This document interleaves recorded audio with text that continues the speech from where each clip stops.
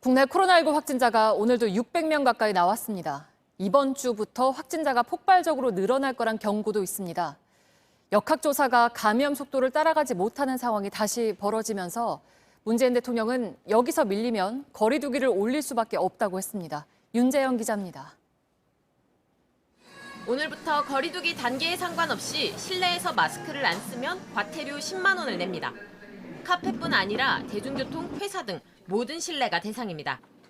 마스크를 제대로 착용해 주시길 부탁드립니다. 4월 12일부터는 마스크를 제대로 착용하지 않으시면 10만 원의 과태료가 부과된다는 점 꼭 명심해 주시기 바랍니다. 하지만 확산세는 여전합니다. 경기 성남시 분당구에선 한 노래방과 관련해 33명이 확진됐습니다.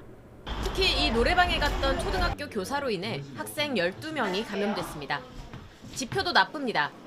한 사람이 몇 명에게 바이러스를 옮기는지 보여주는 감염 재생산 지수는 1.12입니다. 감염 속도가 역학조사보다 빠른 겁니다. 검사받는 사람 가운데 확진된 비율을 알려주는 양성률은 1.43%입니다. 1월 25일 이후 77일 만에 가장 높습니다. 어디서 감염됐는지 모르는 확진자 비율도 28.2%로 3주 연속 늘었습니다.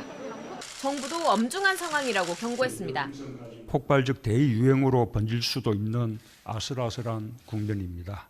여기서 밀리면 민생과 경제에 부담이 생기더라도 거리 두기 단계 상향 조치를 취하지 않을 수가 없을 것입니다.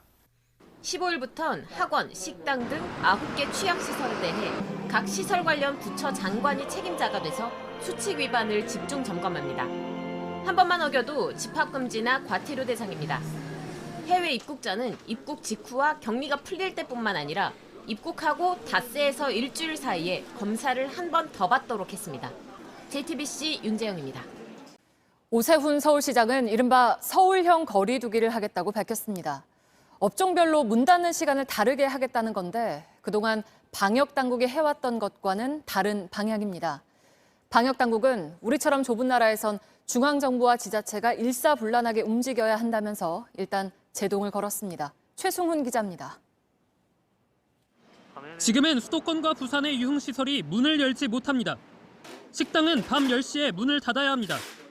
4차 유행이 시작되며 내려진 조치입니다. 오늘 오세훈 시장이 내놓은 조치의 핵심은 이걸 업종별로 나눠 문 닫는 시간을 다르게 하겠다는 겁니다. 자영업자와 소상공인들의 희생을 강요하는 일률적인 규제 방역이 아니라 민생과 방역을 모두 지키는 상생 방역으로 패러다임을 바꾸어 나가겠습니다. 노래방 같은 곳은 자가 진단 키트를 도입해야 한다고도 했습니다. 손님이 들어가기 전에 음성인지 확인하겠다는 겁니다.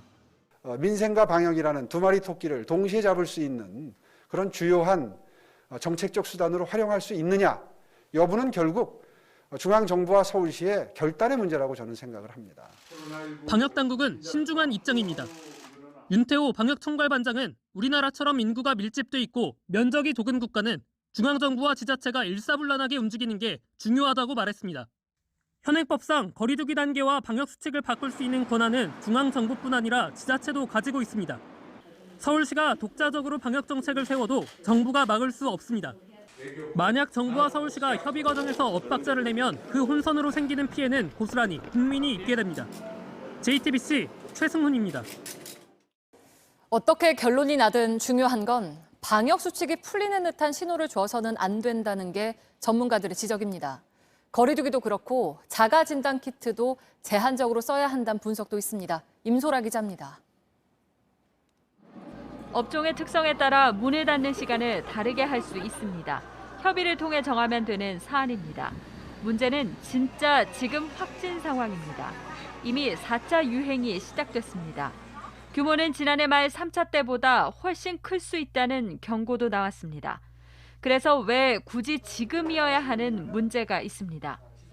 서울의 유행이 점점 극심해지고 있는 상태에서 마치 사회적 거리두기가 완화되거나 아니면 우리가 국민의 위기의식을 조금 낮출 수 있는 쪽으로 작용할 수 있을 가능성 때문에 자가진단 키트도 신중하게 써야 한다는 지적이 많습니다.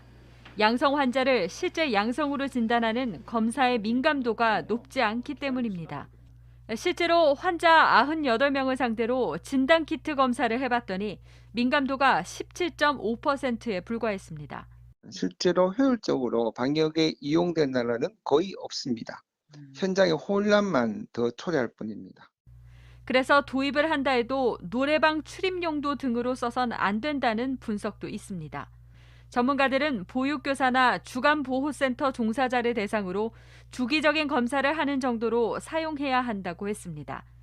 해외에서도 자가진단 키트를 사용하는 곳은 있습니다.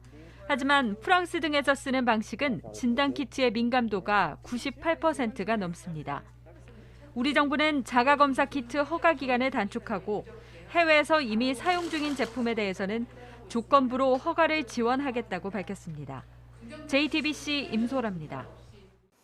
방역뿐 아니라 부동산 정책에서도 오세훈 서울시장은 정부와 각을 세우고 있습니다. 오 시장이 오늘 서울시에서 받은 첫 업무 보고는 주택 공급 방안입니다. 재건축 규제 완화에 시동을 건 신호라고 할 수 있는데 그동안 정부가 추진하던 공공주도 개발 사업과는 충돌이 불가피해졌습니다. 김서연 기자입니다. 오 시장은 오늘 서울시 주택건축본부로부터 첫 업무 보고를 받았습니다. 김성보 서울시 주택건축본부장은 오 시장이 공공주도에서 민간주도로 가는 정책의 차별성은 모두 인식할 거라 생각한다고 말했다고 전했습니다. 김 본부장은 이어 민간 재개발 활성화는 앞으로 계속해서 정책을 개발해 발표하겠다는 계획을 밝혔습니다. 구체적으로는 오 시장의 공약대로 재건축 층수 규제를 35층에서 50층으로 풀고 주거지역 용적률을 법률상 최대 한도로 높이는 방안이 추진될 걸로 보입니다. 안전진단도 완화한다는 방침입니다. 안전진단은 이미 정부가 좀 무리하게 강행을 해놔서 초기 안전진단이 다음 단계로 넘어가지를 못하고 있잖아요. 그거는 좀 과도하다고 봐요. 서울시는 박원순 시장이 법정 용적률보다 조례를 밑으로 내렸었다고요. 일단 서울시가 할 수 있는 거는 조례를 바꾸는 일이 필요하겠죠. 하지만 정부가 추진하던 공공주도 개발과는 충돌이 불가피해졌습니다.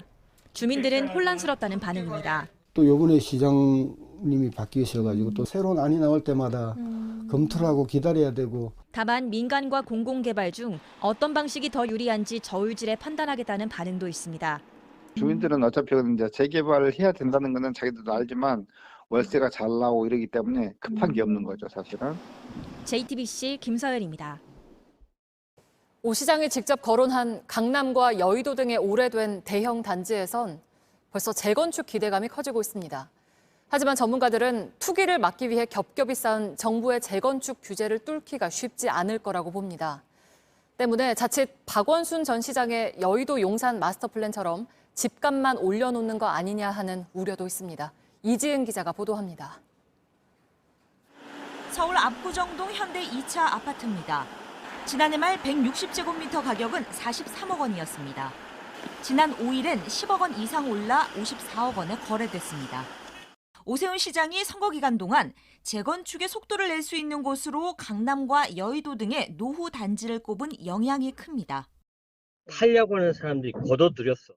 매물이 나와 있는 게 몇 개 있긴 있는데 막상 지금 전화해 보면 조금 더 기다려 보시죠. 어느 정도 오를 것이라고 예측할 수 있잖아요.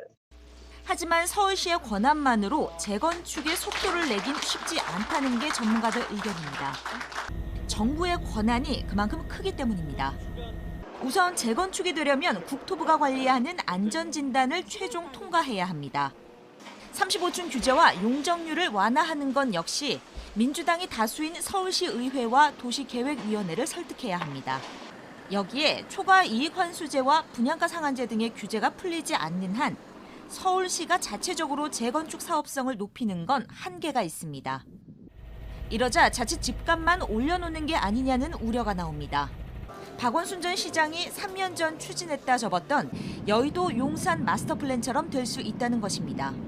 박 전 시장은 한강을 낀 여의도와 용산을 싱가포르와 같이 국제 업무 중심으로 탈바꿈시키겠다고 했습니다. 하지만 이 발언 직후 여의도와 용산 일대 아파트값이 열흘 만에 1억에서 2억 원 이상 오르는 등 시장이 들썩였습니다. 당시 김현미 국토부 장관은 중앙정부와 긴밀히 협의해야 한다며 사실상 반대 의사를 밝혔습니다. 이후 박 전 시장은 이 계획을 접었지만 집과 과열의 후유증은 오래갔습니다. 호재라는 부분들이 엄연히 시장에 존재하잖아요. 서울시장의 목소리를 통해서 뭔가 개발 계획들이 나오면 급등락하는 부분들을 완충작용할 수 있는 부분들이 필요해요. JTBC 이지은입니다.